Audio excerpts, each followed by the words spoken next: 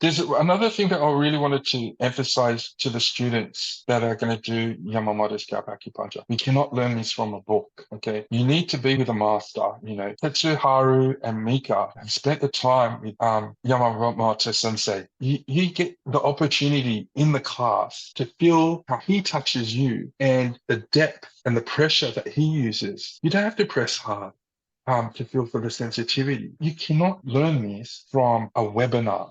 You cannot learn this from a book. The only way you're going to be able to learn this is you going and showing up so you can see directly, feel the pressure, the movement, how he palpates, and pay attention to those details. You cannot get that in a book. You're not going to get that through a webinar. You've got to come into the seminar to see that. So this is the art, and SustainHealth Academy is bringing the disciples in direct from the source.